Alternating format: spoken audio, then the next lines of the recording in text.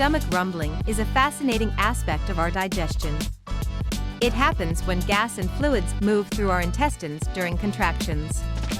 When we're hungry, our brain releases hormones that kickstart bowel activity, resulting in those familiar sounds. But it doesn't stop there. Rumbling can also occur while we're digesting food. Interestingly, factors like stress, gas buildup, or underlying digestive issues can amplify these noises. While it's usually nothing to worry about, if you experience persistent or painful rumbling, it's wise to consult a doctor. Understanding these natural processes can help us appreciate our bodies and their complex workings a little more.